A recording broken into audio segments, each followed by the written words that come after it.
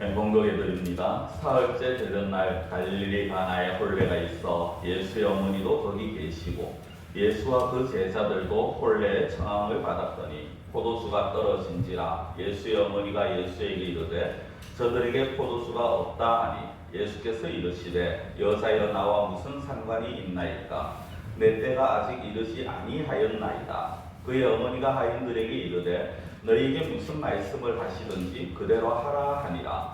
거기에 유대인의 정결 예식을 따라 두세 통 드는 돌 항아리 6이 놓였는지라. 예수께서 그들에게 이르시되 항아리에 물을 채우라 하신즉 아귀까지 채우니 이제는 떠서 연회장에게 갖다 주라 하심에 갖다 주었더니 연회장은 물로 된 포도주를 맛보고도 어디서 났는지 알지 못하되 물도온 하인들은 알더라. 연회장이 신랑을 불러 말하되 사람마다 먼저 좋은 포도수를 내고 취한 후에 낮은 것을 내거늘 그대는 지금까지 좋은 포도수를 주었도다 하니라. 예수께서 이 첫 표적을 갈릴리 가나에서 행하여 그의 영광을 나타내심에 제자들이 그를 믿으니라. 아멘. 네, 오늘 본문은 결혼식장에서 일어난 한 사건입니다. 네, 결혼식장은 항상 웃음이 넘쳐나야 되겠죠. 결혼식을 하기 위해서 모든 것이 완벽하게 준비가 되어 있어야 되고 그 결혼식은 늘 기쁨과 즐거움의 자리가 되어야 합니다. 우리나라의 결혼식을 보면은 요즘은 또 이제 갈수록 간소화가 되어 가는 것 같습니다만은 전통적으로 주례자가 있게 되고 사회자가 있습니다. 음식이 있고 하객들이 있고 모든 음악들이 또 준비가 되어 있어야 됩니다. 근데 이런 여러 가지 중에 하나라도 소홀하게 되어진다거나 하나라도 빠지면 그 결혼식장은 큰 낭패를 보게 되어질 것입니다. 오늘 본문이 바로 그런 상황입니다. 오늘 사건 장소가 이제 갈릴리 가나라고 그렇게 나옵니다. 예수님이 자라나신 나사렛과 굉장히 가까운 거리에 있는 그런 위치에 있는 동네입니다. 그리고 이 지금 결혼식을 하는 집이 어떤 집인지는 모르겠습니다만은 예수님과 그리고 그 예수님의 집안, 마리아의 집안과 굉장히 가까운 그런 관계였는 것 같습니다. 그래서 마리아가 그 결혼식에 갔고요. 예수님도 초대를 받았죠. 이제 그런 상황 속에서 또 오늘 말씀을 가만히 보면은 그 예수님의 모친 마리아가 이 결혼식을 하는 집과 굉장히 또 밀접한 그런 관계가 있는 것 같습니다. 외경이라는 책이 있습니다. 가톨릭에서 보는 우리가 말한 성경 위에 또 다른 경전인데요. 그 외경에 보면은 이 지금 잔치집이 어떤 집이냐, 마리아의 동생 살로메라는 동생의 집에서 지금 일어나고 있는 결혼식이다라고 그렇게 말을 합니다. 우리가 외경을 그렇게 깊이 신뢰할 필요는 없습니다만 어쨌든 예수님의 어떤 말씀이 마리아의 어떤 말이나 행동들을 보면은 굉장히 가까운 집안이었는 것 같다라는 건 알 수 있습니다. 자, 그런데 이 결혼식에 잘 아시다시피 포도수가 떨어지게 됩니다. 이스라엘에게 있어서 포도수가 떨어졌다는 건요, 우리나라에게 있어서 굉장히 어떤 그 지역만의 특색이 있는 음식이 결혼식장에 또는 아니면 어떤 잔치집이나 상가집에서 떨어진다라는 것입니다. 제가 안동에 몇 년 있었는데 안동에서는 어떤 행사를 하거나 잔치를 하면요 늘 나오는 게 있습니다. 그게 무엇이냐면 문어입니다. 문어가 빠졌다 그러면은 그 집은 그 동네에서 굉장히 욕으로웠습니다. 어떻게 문어도 안 갖다 놓고 이 잔치를 하느냐, 장례식을 해도 마찬가지고요. 전라도에 가면은 홍어라는 게 반드시 있어야 되는 거죠. 마찬가지입니다. 이스라엘에 가면은 이스라엘에서 결혼식을 한다, 이스라엘에서 어떤 행사를 한다, 잔치를 한다, 그러면은 다른 여러 음식들도 있어야 되지만 포도수가 반드시 있어야 되는 것입니다. 그래서 또 이제 그 잔치를 벌이는 집에서도 이제 초청장을 다 나눠주고 미리 몇 명이 올 것인가를 다 계산을 하기 때문에 여유 있게 사실은 포도수를 준비를 합니다. 근데 항상 문제가 간혹 생겨요. 이게 뭐냐면은 초대하지 않은 불청객이 옵니다. 잔치집에 왔는데 그걸 내쫓을 수도 없고 그냥 받아들입니다. 또는 와서 그냥 적당하게 마시고 가면 되는데 이게 사람들이 그런 사람이 있죠. 한 잔 들어가고 두 잔 들어가면 그 다음부터는 완전히 하이노치 들이붓는 사람들. 그러다 보니까 생각보다 빨리 이 포도수가 떨어지는 그런 경우들이 있습니다. 오늘 본문이 그런 것 같아요. 어떻게 된 연유인지 모르겠지만 준비했는 것보다 훨씬 빨리 지금 포도수가 떨어집니다. 그러다 보니까 이 포도주가 떨어짐으로 그냥 방치했다가는 그 이스라엘에서 그 가나 지역에서 저 집은 손님 접대를 제대로 하지 못하는 집이다 이렇게 낙인이 찍히는 그런 어떤 상황입니다. 그러다 보니까 이 포도주를 누가 관리하느냐, 그 결혼식을 하는 집과 굉장히 밀접한 관계에 있는 사람, 그 사람이 이 포도주를 주로 관리를 하게 됩니다. 그런데 이 포도주가 떨어진 것을 지금 누가 예수님에게 말합니까? 마리아가 예수님에게 말합니다. 마리아가 와서 이 집에 포도주가 떨어졌다라는 거예요. 그러니까 이거는 오시랍이 아니고요. 이 상황을 보면은 마리아가 정말 이 집에 굉장히 중요한 그런 역할을 맡고 있다라는 거죠. 그래서 이 문제를 이제 마리아가 예수님께 이야기를 합니다. 마리아 또 왜 이걸 예수님께 이야기하는지 모르겠어요. 왜냐하면 예수님이 아직까지 사역을 시작하기 전입니다. 어떤 기적을 보이시기 전이에요. 그런데 지금 이 문제를 가지고 예수님께 말을 한다라는 거, 이거는 뭐 지금 어떻게 보면은 예수님에 대해서 무슨 생각을 가지고 있는지는 모르겠습니다. 근데 또 이렇게 마리아가 이 걱정을 말을 하면, 이 문제를 이야기하면 그걸 또 듣는 예수님은 또 어떻게 반응해야 됩니까? 우리가 인간적인 생각을 했을 때 누군가 나에게 고민을 털어놔요. 문제를 털어놓습니다. 그러면은 어떻게 반응을 보이죠? 괜찮아, 잘 될 거야, 우리 같이 기도해보자, 연구해보자, 생각해보자, 이런 반응을 보여야 됩니다. 근데 마리아, 이 예수님은요 전혀 뜻밖의 반응을 보입니다. 자, 그게 오늘 4절인데 4절을 한번 보십시오. 예수께서 이르시되 여자여 나와 무슨 상관이 있나이까? 내 때가 아직 이르지 아니하였나이다. 호칭부터 좀 다르죠. 여자여라고 부릅니다. 어머니여가 아니에요. 여자여.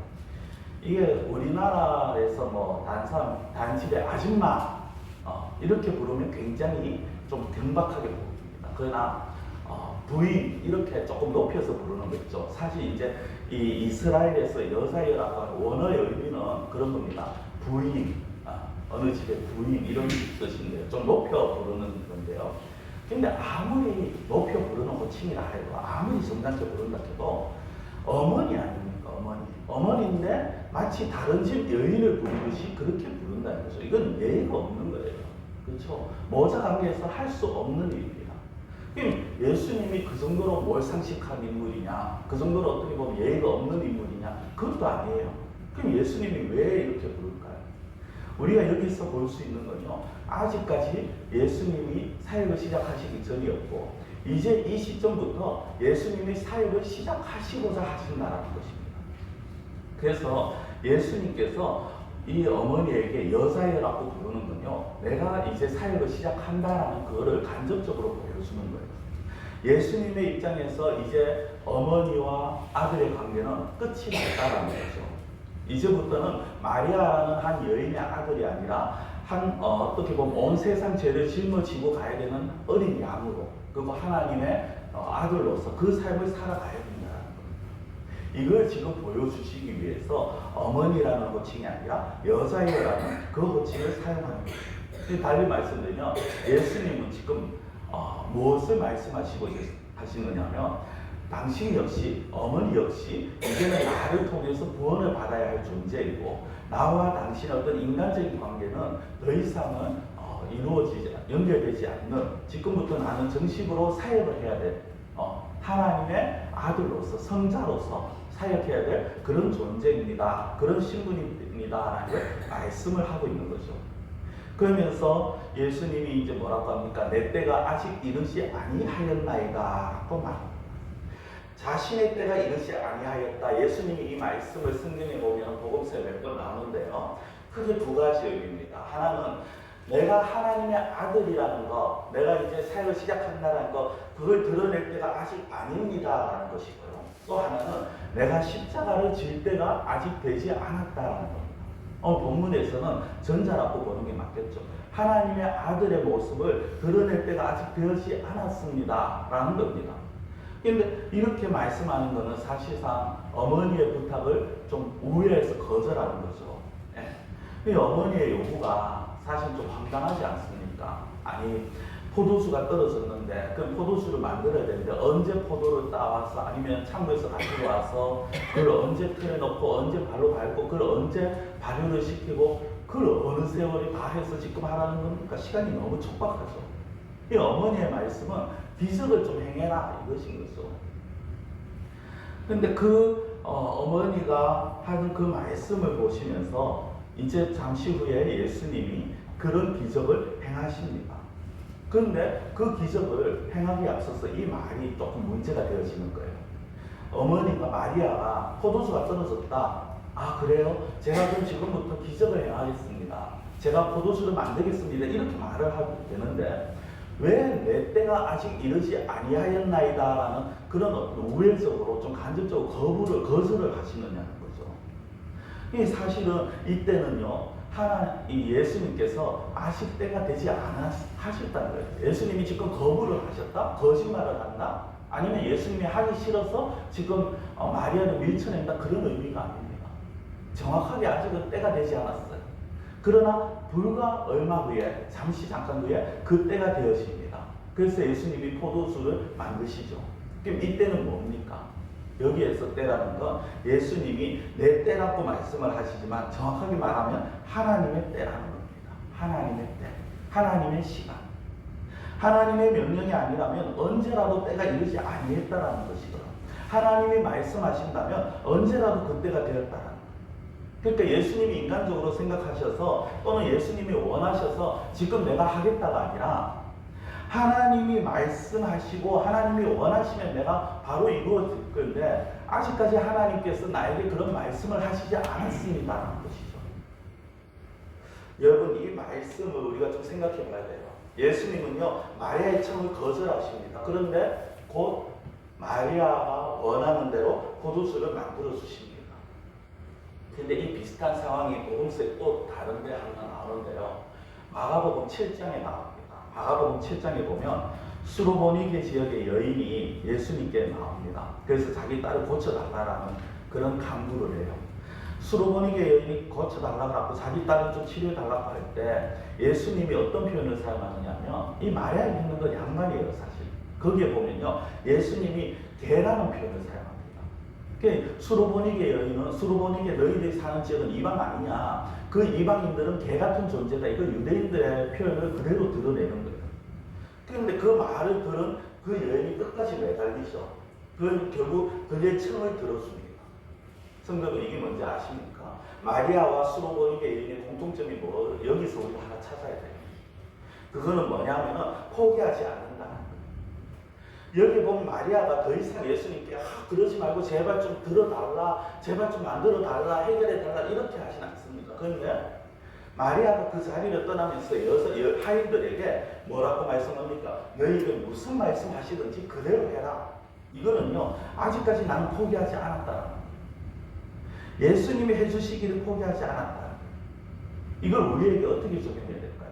수로보니게 여인의 그 간청과 이 마리아의 이 말을 우리는 어떻게 받아들여야 될까? 우리의 삶에서 어떻게 적용해야 될까? 기도하면서 확신을 가지라. 그 기도 응답의 확신을 가지고 포기하지 말라라. 많은 사람들이 기도합니다. 그런데 또 기도하는 만큼 또 많은 사람들이 그 대부분을 포기하는 거예요. 왜 포기하는지 아십니까? 내가 원하는 응답을 해주지 않아요. 나는 빨리 이게 문제가 해결됐으면 좋겠는데 그게 그 원하는 시간에 응답이 되어지지 않습니다. 그러면요 사람들이 어떻게 생각하는지 아십니까? 하나님이 나의 요구를 거절하시고 하나님이 내 기도 듣지 아니하셔. 그리고 기도를 포기해버립니다. 여러분 이걸 버려야 된다. 우리는 기도할 때 마리아처럼 또는 수르보니게 여인처럼 기다려야 합니다. 포기하지 않고 기다려야 돼요. 하나님이 내 기도를 들으시고 하나님이 내가 원하는 그리고 나에게 가장 적합하게 응답하신다는 확신을 갖고 포기하지 않고 끝까지 기다리는 자세. 이걸 우리가 오늘 이 말씀에서 보아야 된다는 거죠.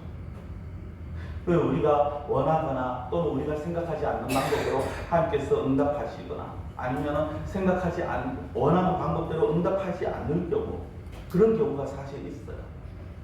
마리아가 도대체 어떤 마음을 가지고 예수님께 요구를 했는지 모르겠습니다. 예수님이 어떻게 이 문제를 해결해 주신다고 생각했는지는 모르겠습니다만 성경은 물로 포도주를 만든다. 누가 상상이나 했겠습니까? 그런데 예수님은 그렇게 하셨어요. 예수님은 아무도 상상하지 못한 그 일을 행하십니다. 근데 우리는 이것을 보면서 어떤 생각하죠? 와, 예수님 정말 기적 능력이 있으신 분, 그렇게 생각을 합니다. 그런데 그 능력이 있으신 분이 이럴 때는 자기와 연결을 해서는 자기와는 거리가 있는 사람, 자기와는 뭔가 거리가 있는, 자기와 관계 없는 분이 되어버려요. 성도 여러분, 예수님에게 있어서 불가능은 없습니다. 믿으십니까? 이거를 우리가 믿어야 되는데, 말로는 아멘 하지만 실상 우리의 삶에서 어떠냐? 하나님은요, 우리 주님은 모든 걸 다 동원해서 일을 하시는 분이에요. 하실 수 있는 분이고 또 그렇게 하시는 분입니다. 이것이 우리에게 얼마나 위로가 되는지 아십니까? 우리가 살아가면서 정말 사방이 꽉 막혀 있는 상황 같을 때, 정말 온 성지가 정말 칠흑같이 어둡게 빛 한 번 보이지 않는 그런 상황이라 할지라도, 그런 절망적인 상황에 있다 할지라도 하나님이 해결하실 수 있다는 거예요. 마리아 입장에서 잔치집에서 포도주가 떨어졌어요. 인간적으로 구할 수 있는 방법이 없어요. 구하려면 한 가지 방법이 있겠죠. 돈을 주고 어디 가서 사와야 돼요. 그럼 그동안 포도수 없다고 난리치는 그런 상황이 발생이 되겠죠. 그런 어떤 할 수 없는 상황, 그렇죠. 그리고 우리가 생각할 수 있는 한계, 우리는 우리의 상식 안에서, 우리의 이상 안에서 생각합니다. 그런데 그 한계마저 넘어서시는 분이 바로 하나님이시다. 우리가 기억해야 될 건요, 하나님은 우리의 생각에 제한을 받지 않으신다는 거예요. 우리는 많은 걸 제한합니다. 사람들이 어떠한 마음을 가질 것이고, 지금 내가 할 수 있는 상황에서 어떠한 일이 벌어질지, 그리고 어떻게 내가 할 수 있는 한계가 있다는 걸 생각합니다. 그러나 하나님은요, 그 한계를 뛰어넘으시는 분이시다. 모든 걸 초월해서 일하시는. 그렇기 때문에 우리가 절망할 필요가 없다. 그렇기 때문에 우리가 하나님 앞에 계속 기도할 수 있는 것이고, 또 그렇게 기도해야 한다는 것입니다. 자, 성도 여러분, 이제 예수님께서 물로 포도주를 만드시죠. 이 가운데 이제 많은 사람들이 순종이라는 걸 말합니다. 하인처럼 순종해야 된다. 네, 순종도 중요합니다. 근데 그 순종보다 더 중요한 것에 이제 우리가 좀 관심을 가져야 될 것 같아요. 뭐냐면 바뀌어진 포도주입니다. 바뀌어진 포도주. 정확하게 말씀드리면 포도주로 바뀐 물이 되어집니다. 성도 여러분, 물과 포도주는 엄연히 다른 존재입니다. 공통점이 있다면 하나예요. 액체라서 마신다는 거, 음료로 마신다는 거. 그 외에는 공통점이 없습니다. 그건 질적으로 다르고 성분이 다릅니다. 맛이 다릅니다. 그런데 이것이 당연하게 예수님이 능력이 있으신 분이다, 이걸 말하는 게 아니에요. 당시 결혼식에 참석한 마리아나 제자들 그 하인들에게 예수님이 어떤 분이신가를 보여주십니다. 어떤 분이신가? 그것도 물론 중요하죠. 그런데 우리 조금 더 깊이 들어가 봅시다. 예수님이 포도주로 바꾸신 물, 그리고 물이 예수님을 통해서 포도주로 바뀌어지고 난 이후, 여러분, 이거는요, 예수님을 만나기 전에 사람과 예수님을 만나고 난 이후의 모습을 말씀하는 거예요. 물이 예수님을 통해서 포도주가 되었듯이 우리 역시 예수님을 만나고 난 이후에 우리의 삶이 바뀌어져야 돼요. 우리의 삶이 바뀌어져야 된다는 것이 마치 물질의 축복을 많이 받고 내가 원하는 대로 일이 형통이 되어지고 그걸 말씀하는 게 아닙니다. 우리의 인격이 바뀌어져야 돼요. 여러분들의 모습이, 삶의 모습이 바뀌어져야 돼요. 물처럼 몸이 건조한 것이 예수님이 말씀하시고 예수님을 통해서 포도주로 바뀌었습니다. 그렇죠? 아무 향기 없는, 아니 어떻게 보면 악취가 나던 우리의 인격이 향기로운 인격으로 바뀌어져야 돼요. 이전에 죄악의 종으로 살던 우리가 이제는 하나님의 자녀로 살아가야 됩니다. 완악하고 자기만 알던 자들이 그래서 타인을 먼저 생각하는 자가 되어야 됩니다. 이게 예수님을 통해서 바뀌어지는 거죠. 땅의 것만 생각했습니다. 우리는 이전에 내가 어떻게 하면 더 잘 살까? 내가 어떻게 하면 더 많은 것을 가질까? 내가 어떻게 하면 좀 떵떵거리면서 힘을 가지고 살아갈까? 이걸 우리가 항상 생각해왔어요. 근데 여러분, 예수님을 만나면요, 이제 좀 바뀌셔야죠. 예수님을 만나면 이제는 이 땅의 것을 연연하지 않습니다. 하늘의 것을 사모하죠. 하나님이 원하시는 게 무엇일까? 하나님이 나에게 베푸시는 은혜가 무엇일까를 늘 사모하게 됩니다. 이처럼 예수님을 만나면 인격의 변화가 일어나고 사람이 바뀌어져요. 이게 오늘 사실 이 가나 혼인잔치의 가장 핵심이에요. 그런데 안타깝게도 이런 변화의 모습을 보이지 못하고 있는 자들이 얼마나 많은지 모르겠어요. 우리 교회 성도님들이 그렇다는 것이 아니라 제가 사역하면서 지난 모든 교회들마다 그리고 한국 교회를 볼 때마다 그런 것 같아요. 교회를 수십 년을 다녀도 인격이 바뀌지가 않습니다. 그래서 보니까 사람은 안 바뀐다는 말을 너무 당연하게 이야기하죠. 돈 좀 있다고, 다른 사람들보다 많이 배웠다고, 세상적인 지위가 있다고, 그냥 우쭐대고 타이를 없이 여기는 그 모습이 이제는 바뀌어야 된다는 거죠. 성도 여러분, 아직까지 인격의 변화가 일어나지 않았다면, 달리 말씀드리면 예수님을 만나고 난 이후의 삶이 전혀 바뀐 게 없다면 그 사람은 아예 예수님을 제대로 만나봤다고 말할 수는 없어요. 물론 그 사람이 구원을 받았다 안 받았다 제가 그걸 말씀드릴 게 아닙니다. 그러나 예수님을 정말 제대로 만나냐, 거기에 대해서는 물음표를 떠줄 수밖에 없다는 것을, 예수님을 믿기 전과 믿고 난 이후에 우리 각자의 삶을 한번 돌이켜보셔야 됩니다. 여러분들 스스로의 모습이 변화가 없다면 정말 그걸 가지고 깊이 한번 고민을 하시고 예수님 앞에 한번 깊이 매달려 보십시오. 제가 정말 예수님을 믿고 정말 예수님을 따르면서 살아가길 원하는데 제 삶에 아직 변화가 없습니다. 제 인격에 아직 변화가 없습니다. 예수님 저를 바꾸어 주십시오라는 그런 기도를 우리가 해야 된다는 거죠. 저는 우리 교회 모든 성도님들이 예수님을 통해서 좀 이런 질적인 변화가 일어나는 그런 성도님들이 되시기를 간절히 축원합니다. 그리고 두 번째 우리가 중요하게 봐야 될 거는요. 물론 앞에 여러 가지 말씀을 많이 드렸습니다만 두 번째 중요하게 봐야 될 건 하나님께서 또 주님께서 성도들에게 은혜를 베푸시는데 이전보다 더 좋은 은혜를 베푸시길 원하시는, 시간이 갈수록 더 좋은 은혜를 베푸시길 원하시는.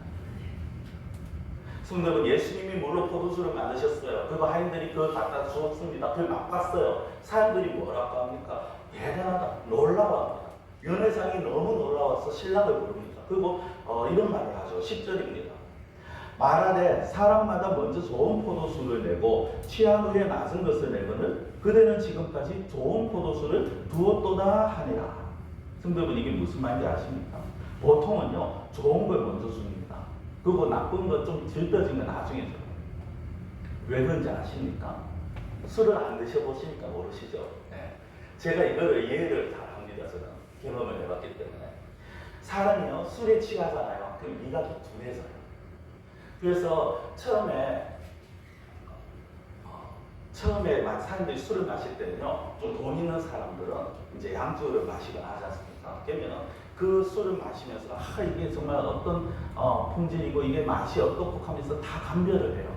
근데 시간이 좀 지나고 술을 어느 정도 마셨다 싶으면 그 다음부터는요, 정말 싸구려 술을 갖다 줘도 이게 싸구려인지 진짜 고급인지 구분을 잘 못합니다. 네, 그만큼 둔해지거든요. 그래서 이 잔치집도 보통 이스라엘도 그런 경우가 허다했답니다. 처음에는 질 좋은 어떤 좋은 향이 나고 굉장히 맛있는 포도주를 그렇게 제공하다가 사람들이 조금 술이 취한 상태에서 계속 요구를 하면 그 다음에는 좀 질 떨어지는 그런 포도주를 계속 이제 줬다는 거예요. 근데 지금 이 예수님이 만드신 포도주는 어떻다는 겁니까? 이전에 맛봤는 것보다 훨씬 더 좋더라는 거죠. 성도들, 이게 우리가 생각해야 될 겁니다. 세상은요, 앞서 제가 말씀드린 것처럼 처음에는 다 좋아요. 세상 것들은 처음에 다 좋습니다. 여러분들 새 차나 새 집을 한번 샀다고 생각해 보십시오. 처음에 그 집을 가게 돼 새로운 집을 갑니다. 아니 새로운 차를 삽니다. 그러면요 애지중지합니다. 막 쓰고 딱 합니다. 근데 시간 지나면요 조금씩 그냥 관심이 사라집니다. 제가 새 차를 사본 적이 없어도 제가 중고차를 이제 몇 번을 바꿨잖아요. 지금 있는 차도 구입을 하면서 처음에 한 달은요 얼마나 그 차에 관심을 가지고 신경을 썼는지 모릅니다. 안에 이제 신발 신고 들어오면 옆에서는 잔뜩 묶고 타면 막 뭐락하기도 하고요. 그 다음에 앞에 먼지 묻으면 막 닦아내고. 근데 지금은 옆에 타든지 말든지 제가 흙 묻은 먼지로 그냥 막 타거든요. 앞에 먼지가 끼어도 그냥 대충 워스에 뿌려가지고 그냥 뜯고 지나가거든요. 이게 얼마나 합니까? 새거는요, 이 세상 우리가 살아가면서 새거는 처음에는 우리로 알고 굉장한 관심을 가지게 하지만 시간이 지나면서 점점 그 마음이 약해진다. 실망하게 됩니다. 그 마음이 이전 같지 않습니다. 갈수록 질도 떨어지고요, 맛도 떨어집니다. 이게 세상이에요. 그러나 우리 주님이 주시는 은혜는 정반대랍니다. 예수님의 진정한 은혜가 뭔지를 맛보게 되고 사모하게 되면요, 갈수록 더 좋은, 더 큰 은혜를 맛보게 된다는 거예요. 사실 우리가 처음 예수님을 믿을 때 은혜가 뭔지 감이 안 올 수 있어요. 이게 처음 믿을 때 이래야 되는데, 신앙생활 오래 하셨는데도 불구하고 은혜하면 그게 뭐더라 하시면 안 돼요. 성도분 그러시면 안 돼요. 그러면 진짜 심각한 겁니다. 어쨌든 처음에 은혜를 맛보게 되면요, 그 은혜가 너무 감사해요. 그리고 내가 이 은혜 가운데 살아야지. 날 구원하신 은혜 가운데, 날 인도하신 가운데 내가 살아야지 겁니다. 그런데 이게 시간이 지나잖아요. 그러면 하나님은 더 큰 은혜를 계속 주세요. 이전보다 더 좋은 거, 어제보다 오늘이, 오늘보다 내일이 더 좋아지도록 계속 하나님께서 은혜를 주시는데, 문제는 우리가 사람이다 보니까 권태기를 맞이합니다. 영적인 권태기를. 여러분들 이 가운데 부부 생활하면서 권태기를 맞이하신 분들이 안 계시면 좋겠습니다만, 네, 없는 게 제일 좋겠죠. 그냥 사람이기 때문에 권태기를 맞이할 때가 있어요. 그냥 밥은 막 하고, 아니 왔나 나가나 아무 생각이 없는 그런 시간들이 있습니다. 근데 그 시간들을 잘 지혜롭게 넘겨서 이전보다 더 행복하게 살아가는 부부가 있는가 하면, 그 시간들을 제대로 슬기롭게 넘기지 못해서 파탄을 맞이하는 부부들이 있어요. 신앙생활도 마찬가지입니다. 우리가 신앙생활을 쭉 하다 보면요, 어떨 때는 그냥 형식적으로 교회를 나올 때가 있어요. 정말 무의미하게 아무 생각 없이 신앙생활 할 때가 있어요. 성경을 읽어도 뭐 그냥 대충 뭐 그냥 이런 거구나 하고 깊이 묵상하지 않고, 기도 안 해도 뭐 크게 답답함도 못 느끼고 그럴 때가 있습니다. 근데 그럴 때 그 상황을 빨리 타개해 나가야지, 뭐 그러네 하고 계속 그렇게 가잖아요. 한없이 떨어집니다. 그러면 나중에는 어느 정도냐면 마치 부부가 파탄을 하고 일어나는 것처럼 하나님과 완전 별거 상태가 되어버려요. 하나님과 별거 상태. 교회가 나와도 그만, 안 나와도 답답한 거 느끼고, 기도 안 해도 뭐 아무 생각도 없고, 말씀 안 읽어도 전혀 뭐 허기짐도 못 느끼고. 여러분들 그런 시기를 빨리 이겨내야 합니다. 그리고 날마다 주님을 더 찾으시면요, 제가 확실하게 말씀드릴 수 있는 것, 오늘 본문에서도 확실하게 말씀하고 있는 것이 뭡니까? 이전보다 더 좋은 것을 내어보다. 예수님은 이전보다 더 좋은 것 주신다. 지금 내가 힘들고 어려운 상황이지만, 그러나 이 상황 속에서 하나님을 더 찾으면, 예수님을 더 붙들 때 하나님은 이전보다 더 큰 은혜로 우리를 회복시켜 주시고 우리에게 부어주신다는 겁니다. 성도 여러분, 사람들은 세상이 갈수록 참 좋아진다, 참 편해진다 그렇게 말하죠. 분명히 겉으로 보면 더 편해서요, 더 쉬워져요, 더 재미있어집니다. 그러나 아무리 좋아 보이는 것도요, 시간이 지나면 결국 실망할 수밖에 없어요. 여러분, 이 세상은 사회를 알고 보십시오. 이전보다 분명히 살기는 더 편해졌어요. 분명히 모든 게 더 좋아졌어요. 그런데 도덕적으로 더 타락해집니다. 그렇죠? 인간성, 도덕성 갈수록 찾아보기 힘든 세상이 되어가고 있어요. 그래서 누가 그런 말을 어느 책에서는 그런 거 읽어봤습니다. 이 세상은 문명이 발달할수록 낙원이 되어가는 것이 아니라 지옥이 되어가고 있습니다. 얼마나 지옥이 되어가고 있습니다. 그러나 주님이 주시는 은혜는 날마다 좋은 것을 주십니다. 그것도 그냥 좋은 게 아니라 날마다 더 좋은 것을 주십니다. 처음보다 갈수록 더 좋고요, 더 큰 은혜가 저와 여러분들을 위해서 예비되어 있습니다. 이 사실을 기억하시고 더 하나님께 은혜를 구하시며 믿음으로 하나님 앞에 나아가시는, 그냥 나와도 그만 안 나와도 그만, 기도해도 그만 안 해도 그만, 그 권태기를 이제 지나가시고 다시금 하나님과 그 행복한 시간을 맞이하시는 그런 우리 성도들이 되시기를 간절히 축원합니다. 말씀을 맺겠습니다. 포도주가 없다, 결혼식장에서 포도주가 없다, 그 잔치는 망한 잔치입니다. 기쁨이 사라지죠. 예수님께서 그 잔치에 새로운 즐거움을 주셨어요. 그렇죠? 그리고 오늘 우리들에게도 새로운 즐거움을 주시기를 원하십니다. 그리고 그것을 위해서 우리의 인격과 삶의 질을 바꾸어 주시는 분. 더 좋은 즐거움을 주시기 위해서 물로 포도주를 만드시듯이 우리에게 새로운 기쁨과 즐거움을 주시기 위해서 날마다 주시기 위해서 우리를 바꾸어 가기를 원하시는 그런 하나님이십니다. 그렇기 때문에 우리가 그 하나님 앞에 예수님 앞에 나아갈 때 우리는 하나님이 주시는 날마다 더 큰 은혜, 날마다 새로운 즐거움을 맛보시는 그런 우리의 삶이 되어지실 겁니다. 아무쪼록 날마다 예수님과 더 가까이 하셔서 정말 예수님으로부터 흘러나오는 그 참된 즐거움을 맛보시는 우리 성도님들이 되시기를 축원합니다. 기도드리겠습니다. 사랑의 하나님 아버지, 오늘도 하나님의 은혜 가운데